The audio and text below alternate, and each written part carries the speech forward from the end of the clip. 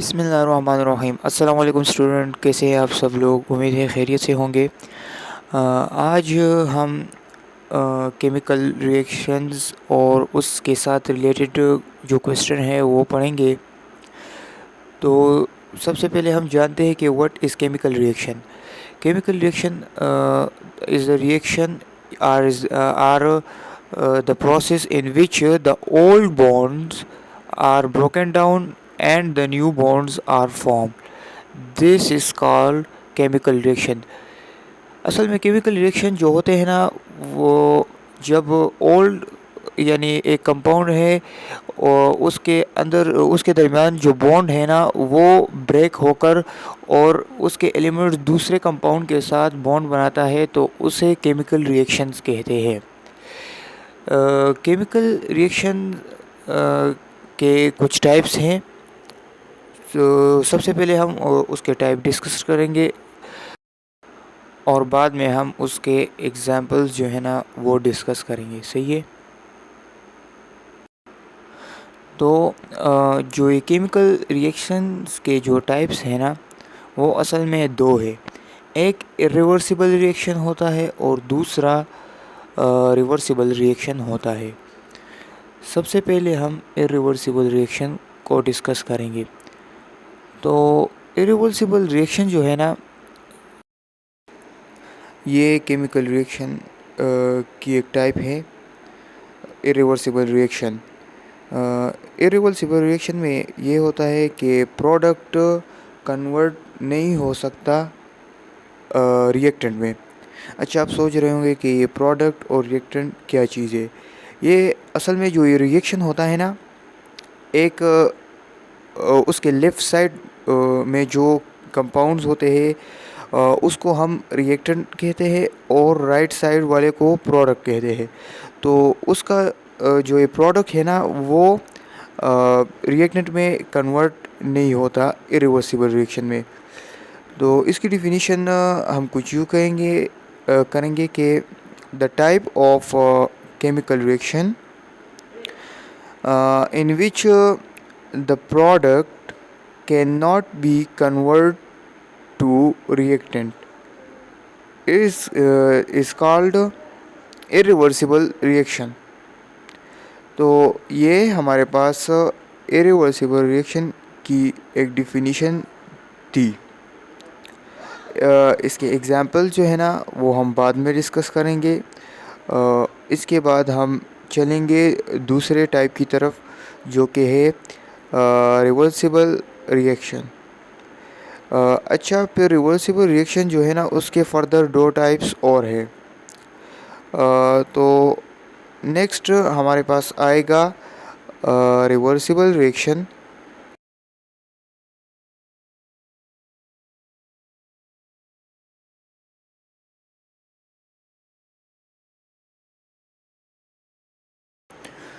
अब हमारे पास दूसरा टाइप है केमिकल रिएक्शन का जो कि है रिवर्सिबल रिएक्शन।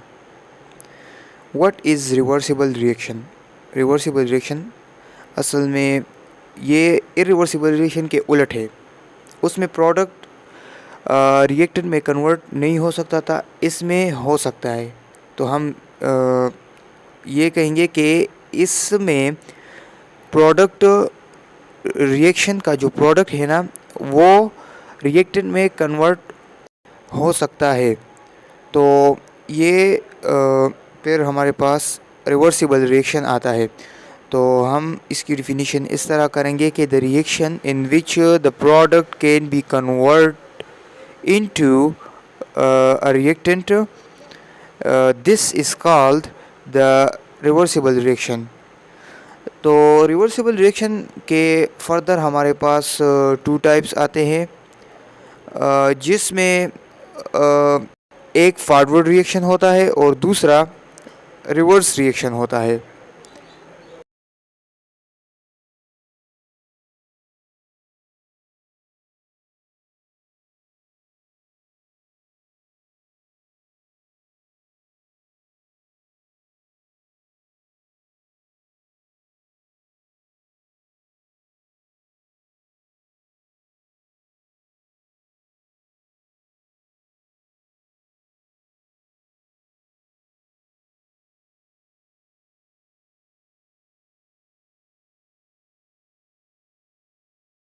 पहले हमारे पास आता है forward reaction. It is the type of reversible reaction जिसमें हमारे पास रिएक्टेंट जो होता है ना वो प्रोडक्ट में कन्वर्ट होता है सिंपली, यानी the reaction in which the product no sorry the reactant is convert into product, it is called forward reaction. इसकी एग्जांपल हम रिवर्स रिएक्शन के बाद डिस्कस करेंगे, सही है। तो इसके बाद हमारे पास आता है रिवर्स रिएक्शन जो कि वो भी एक रिवर्सिबल रिएक्शन की एक टाइप है।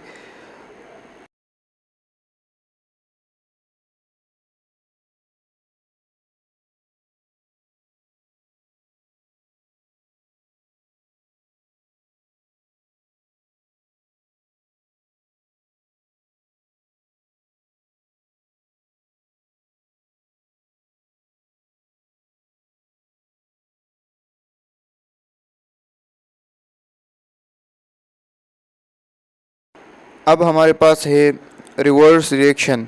What is reverse reaction? तो रिवर्स रिएक्शन असल में एक टाइप है रिवर्सिबल रिएक्शन की जिसमें प्रोडक्ट कन्वर्ट होता है रिएक्टेंट में।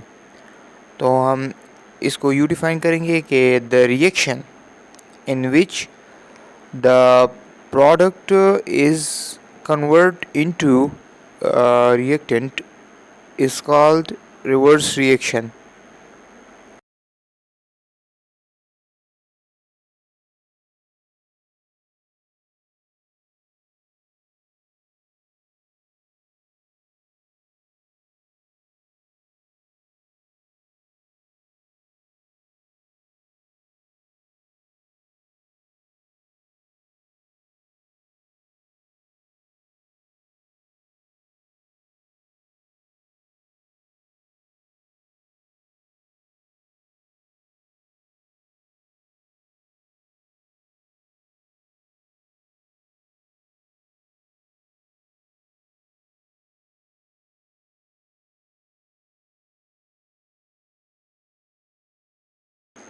अब हमारे पास एग्ज़ाम्पल है।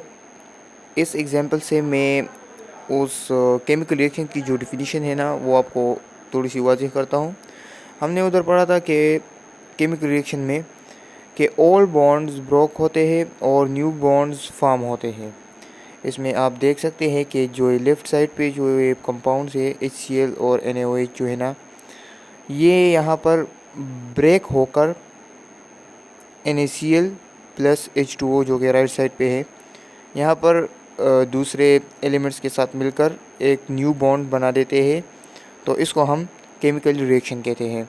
और हम जो इतनी देर से रिएक्टेंट्स और प्रोडक्ट कह रहे हैं हर जगह पे हर डिफिनीशन में, तो ये क्या है? रिएक्टेंट्स एंड प्रोडक्ट्स जो है ना जो कि रिएक्शन में लेफ़्ट साइड पे जो ये कंपाउंड्स होते हैं इसको हम रिएक्टेंट्स कहते हैं, और जो कि राइट साइड पे होते हैं ना उसको हम प्रोडक्ट्स कहते हैं, सही है। और फिर हमारे पास एग्जांपल आती है इरिवर्सिबल रिएक्शन की। तो इरिवर्सिबल रिएक्शन में हमने पढ़ा था कि जो ये प्रोडक्ट होते हैं ना ये रिएक्टेंट में कन्वर्ट नहीं हो सकते, सही है। यहाँ पर हम देख सकते हैं कि जो ये रिएक्टेंट्स है ना ये कन्वर्ट हुए हैं प्रोडक्ट में 2Na, सही है। 2Na प्लस Cl2 जो है ना ये कन्वर्ट होते हैं 2NaCl में।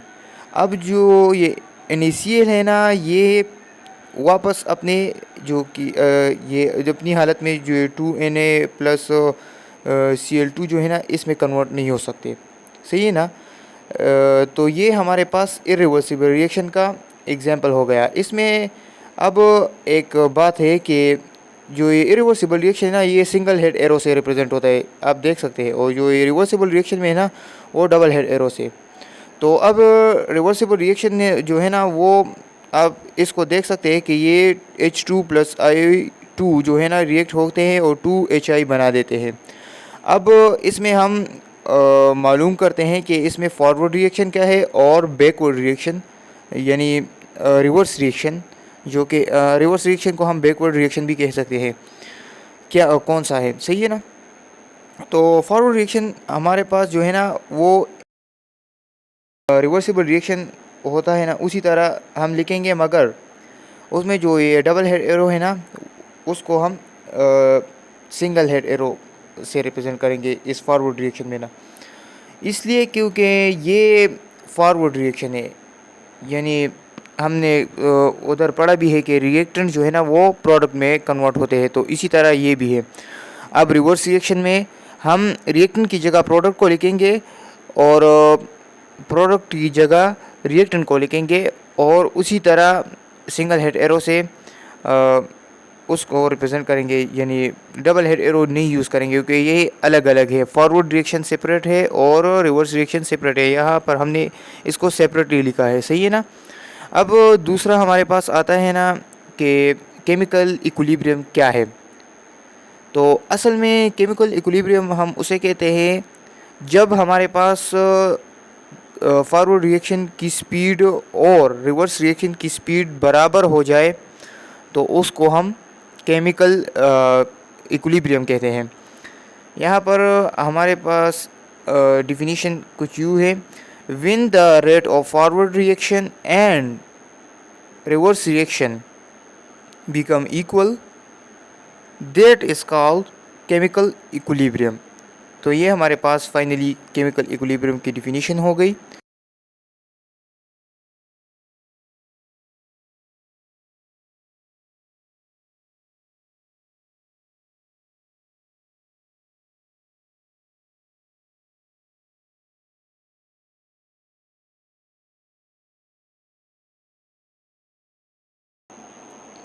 इसके बाद हम फॉरवर्ड रिएक्शन और रिवर्स रिएक्शन के दरमियान डिफ्रेंशिएट करेंगे। तो हम इसके फॉरवर्ड रिएक्शन और रिवर्स रिएक्शन के दरमियान 4 पॉइंट्स लिखेंगे। डिफ्रेंशिएट के लिए 4 पॉइंट्स लेंगे क्योंकि अक्सर एग्ज़ाम में 4 पॉइंट्स ही मांगते हैं, सही है। तो सबसे पहले हमारे पास जो फॉरवर्ड रिएक्शन का पॉइंट है, ये एक रिएक्शन है जिसमें रिएक्टेंट्स रिएक्ट करके प्रोडक्ट बनाते हैं। फॉरवर्ड रिएक्शन में it is the reaction in which the reactant react to form a product.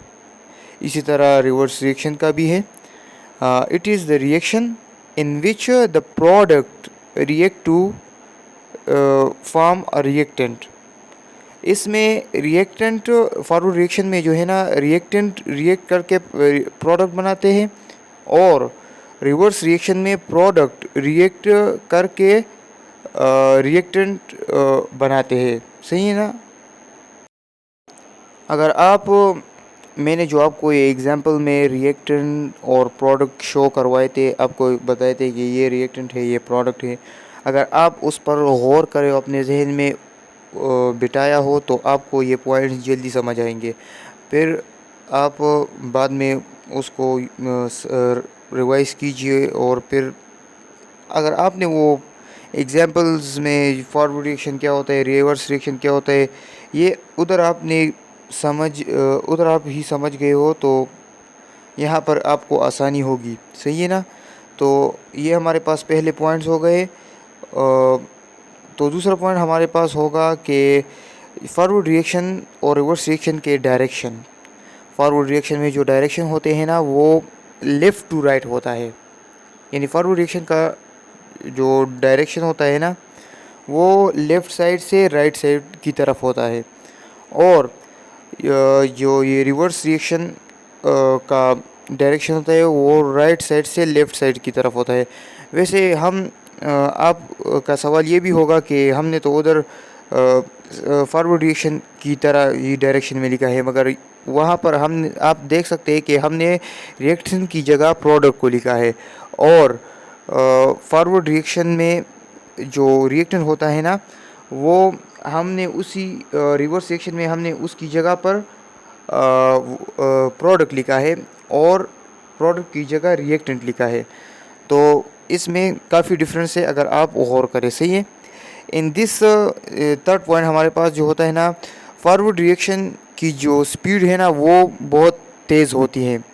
सही है, क्योंकि वो फॉरवर्ड रिएक्शन में द रिएक्टेंट प्रोसेस स्टार्ट करता है, यानी प्रोसेस स्टार्ट करता है टू फॉर्म अ प्रोडक्ट। तो इसीलिए उसके रिएक्टेंट के अंदर जो रिएक्शंस होते हैं ना वो बहुत तेज़ी से होते हैं। और रिवर्स रिएक्शन में जो है ना वो ऑलरेडी प्रोडक्ट बने होते हैं, तो उसको को वापस कन्वर्ट करने के लिए, यानी रिएक्टेंट में कन्वर्ट करने के लिए उसकी कोई स्पीड नहीं होती। वो ख़ुद ब खुद ही कन्वर्ट हो सकते हैं, यानी उसकी जो स्पीड होती है ना वो नेग्लिजिबल होती है, ना होने के बराबर होती है। सही है। अब फोर्थ पॉइंट हमारे पास है ना वो एग्जांपल्स है। मैंने यहाँ पर एक ही एग्जांपल लिखा है, यानी रिवर्सिबल रिएक्शन का। सही है। उस को फिर सेपरेट किया है, फॉरवर्ड रिएक्शन अलग लिखा है और रिवर्स रिएक्शन अलग लिखा है। अगर आप इस एग्जांपल पर गौर करें तो आपको जो ये सेकंड पॉइंट है ना डायरेक्शन वाला, वो आपको क्लियर हो जाएगा। सही है। इसमें आप देख सकते हैं कि हम रिवर्स रिएक्शन में ये राइट टू लेफ़्ट इसलिए, यानी कि हमने जो रिएक्टेंट का साइड है ना उधर प्रोडक्ट को लिखा है रिवर्स रिएक्शन में, और प्रोडक्ट की जगह हमने रिएक्टेंट लिखा है। सही है। अब इसके बाद हमारे पास एक लॉ है जो इसी रिएक्शंस के साथ रिलेटेड है, वो है लॉ ऑफ मास एक्शन। असल में ये लॉ जो है ना, एक दो साइंटिस्ट थे, उसी ने इस लॉ को डिस्कवर किया था। तो वो साइंटिस्ट थे गुलबर्ग और पीटर वेज। ये लॉ उन्होंने 1864 में डिस्कवर किया था। सही है। इस लॉ में उन लोगों ने ये कहा था कि जो ये रेट ऑफ केमिकल रिएक्शन जो होता है ना, ये डायरेक्टली प्रोपोर्शनल है कंसंट्रेशन ऑफ रिएक्टेंट। आपको रिएक्टेंट पता होना चाहिए, मैंने वहाँ पर एग्जांपल में भी शो करवाए हैं। आपको पता होना चाहिए कि रिएक्टेंट क्या है। तो रेट ऑफ केमिकल रिएक्शन जो है ना ये डायरेक्टली प्रोपोर्शनल होते हैं कंसंट्रेशन ऑफ रिएक्टेंट के। तो हम इस लॉ का स्टेटमेंट कुछ इस तरह लिखेंगे, this law state that the rate of chemical reaction is directly proportional to the concentration of a reaction. ये इस लॉ का स्टेटमेंट है जो पीटर वेज और गुल्डबर्ग ने पेश किया था 1864 में।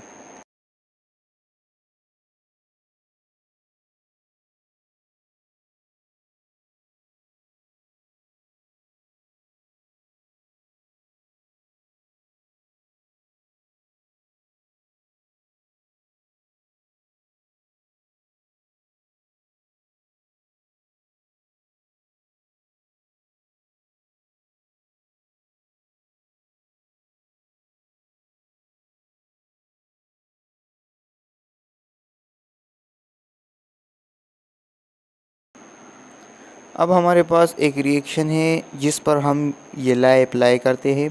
Consider we have a reaction which is 2NO plus O2 reacted in each other which form a product 2NO2. सही है। So we apply this law. हमने इस लॉ में पढ़ा भी है कि जो रेट ऑफ रिएक्शंस है ना ये डायरेक्टली प्रोपोर्शनल है रिएक्टेंट्स के। सही ना। रिएक्टेंट कंसंट्रेशन ऑफ रिएक्टेंट, ये ब्रैकेट जैसा साइन जो है ना ये कंसंट्रेशन की अलामत है।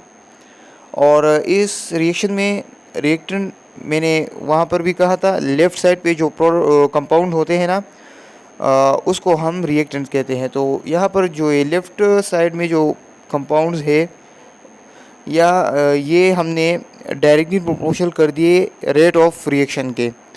तो यहाँ पर rate of reaction is equal to K concentration of NO2 concentration of O2। here the K is constant। यहाँ पर जो ये K है ना, ये constant है, सही है। our next topic is equilibrium constant। what is equilibrium constant? it is a very important topic। so the ratio of product concentration divided by reactant concentration at equilibrium is called equilibrium constant।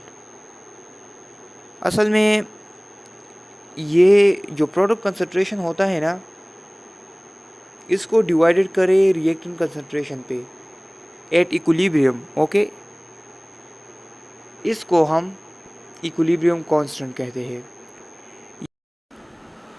और ये equilibrium constant जो है ना, ये Kc से represent होता है, यानी it is represented by Kc, okay. Next we have derivation of Kc, that how you can prove that product concentration is divided by reactant concentration। so next we have derivation after this definition।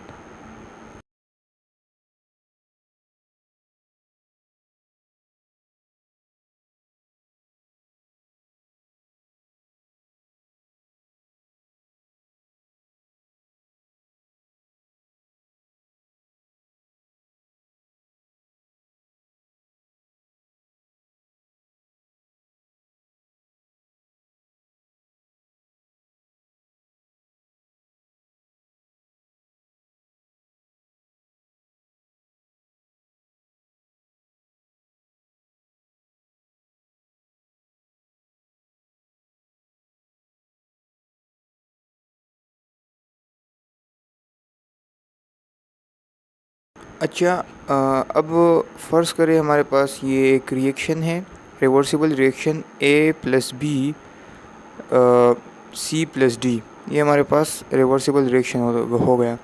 इधर हम जब law of mass action को apply करेंगे, तो हमने law of mass action में पढ़ा था कि rate of chemical reaction is directly proportional to reactant concentration. हमने ये लॉ ऑफ मास एक्शन में पढ़ा है। तो यहाँ पर जबकि रिवर्सिबल रिएक्शन है, तो यहाँ पर उसकी दो टाइप्स होगी, forward reaction and reverse reaction. Forward reaction के लिहाज से अगर हम देखें, तो हमारे पास रिएक्टेंट जो है ना, वो A+B आता है, सही है। तो अब जब हम इसके ऊपर लॉ ऑफ मास एक्शन को अप्लाई करेंगे, तो हमारे पास इस rate of forward reaction is directly proportional to the concentration of A and concentration of B। so the rate of forward reaction, here we show that which reaction is this। so we have forward reaction, so we show here and with constant we write the small f, that we know that this is a forward reaction, understand। and the second we have rate of reverse reaction। अगर reverse reaction के लिहाज से अगर हम देखें, तो हमारे पास C+D जो है ना, ये रिएक्टेंट आता है। तो अब हम इस पर भी लॉ ऑफ मास एक्शन को अप्लाई करेंगे, तो ये भी इसी तरह आएगा। Rate of reverse reaction is directly proportional to concentration of C and concentration of D।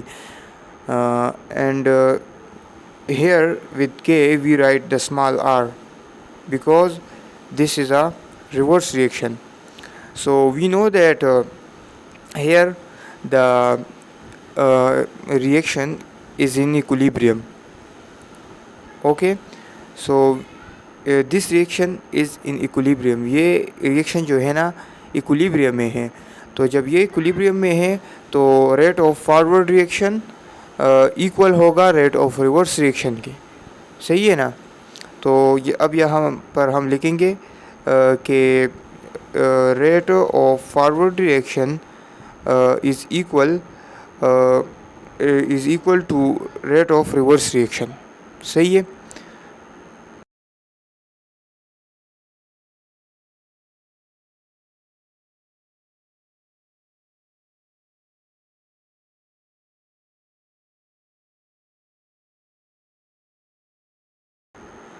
जब ये रेट ऑफ फॉरवर्ड रिएक्शन और रेट ऑफ रिवर्स रिएक्शन आपस में इक्वल है तो हमने उधर लॉ ऑफ मास एक्शन जिधर अप्लाई किया है फॉरवर्ड रिएक्शन पे और रिवर्स रिएक्शन पे, तो हम उसके जो ये के एफ और ये है ना, ये इसमें पुट करेंगे। ये K F concentration of A and B concentration of B like this. So ये अब हम यहाँ पर पुट करेंगे। जब ये हम यहाँ पर पुट करेंगे तो फिर जो ये कंसंट्रेशन ऑफ ए है और कंसंट्रेशन ऑफ बी जो है ना, इसको हम डिवाइड करेंगे बोथ साइड पे। तो जब हम इसको बोथ साइड पे डिवाइड करेंगे तो ये ए बी यहाँ से कट होकर राइट साइड पे डिवाइड के फॉर्म में आ जाएगा, यानी C concentration D concentration divided by A concentration and B concentration. तो ये हमारे पास आ जाएगा। सही है।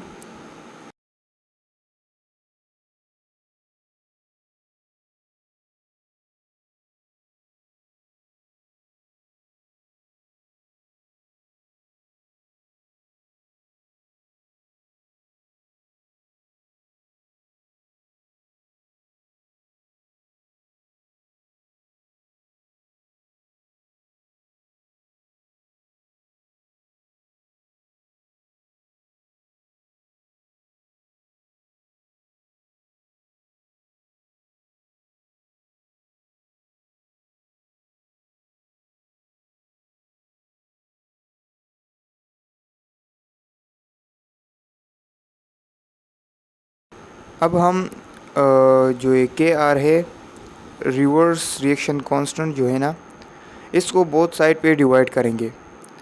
तो जब हम यहाँ ये बोथ साइड पे डिवाइड करेंगे तो ये जो ये राइट साइड है इधर से कट होकर लेफ़्ट साइड की तरफ आ जाएगा। तो ये के एफ डिवाइडेड बाय के आर बन जाएगा। सही है। हमें पता होना चाहिए कि rate of forward reaction divided by rate of reverse reaction जो है ना, ये इक्विलिब्रियम कांस्टेंट के बराबर है, यानी केसी के बराबर है। तो फिर हम इसको केसी के बराबर ले लेंगे, जो ये के एफ डिवाइडेड बाय के आर है। सही है। तो फिर हमारे पास जो इक्वेशन बनेगा K C is equal to C concentration D concentration divided by A concentration and B concentration. Reversible reaction के लिहाज से अगर हम इस रिएक्शन को देखें ना, तो इसमें सी प्लस डी जो है ना, ये हमारे पास प्रोडक्ट आता है। तो यहाँ पर हमारे पास जो ये सी कंसंट्रेशन एंड डी कंसंट्रेशन जो है ना, ये हमारे पास प्रोडक्ट आएगा। और ये A concentration B and B concentration जो है ना, ये हमारे पास रिएक्टेंट आएगा। तो फिर अब हम ये लिखेंगे कि जो ये सी कंसंट्रेशन एंड डी कंसंट्रेशन जो है ना, ये हमारे पास प्रोडक्ट है। और जो ये A concentration and B concentration जो है ना, ये हमारे पास रिएक्टेंट है। तो अब ये हम यहाँ पर शो करेंगे K C is equal to product concentration divided by reactant concentration. और यही इक्विलिब्रियम कांस्टेंट का डिफिनीशन है। तो हमने अब ये प्रूफ कर लिया है। फिर बात आती है यूनिट ऑफ के सी की, कि के सी का यूनिट क्या है। तो अगर हम देखें ना, तो ये सिमिलर क्वांटिटी के दरमियान ये रेशो बना है, तो इसलिए इसका यूनिट नहीं बन सकता। तो हम यहाँ पर लिखेंगे कि K C has no unit because it is the ratio between similar quantity, so that's why there is no unit of K C. तो ये आज की हमारी वीडियो में ये कुछ टॉपिक्स थे, केमिकल रिएक्शंस के साथ रिलेटेड भी है और बहुत इम्पोर्टेंट भी है। पेपर में अक्सर ये सवालात आते रहते हैं। तो ये आज की हमारी वीडियो थी। अगर आपको वीडियो पसंद आई हो तो प्लीज़ लाइक करें और सब्सक्राइब ज़रूर करें ताकि हमें रिस्पॉन्ड मिले कि आपको वीडियो पसंद आई है कि नहीं।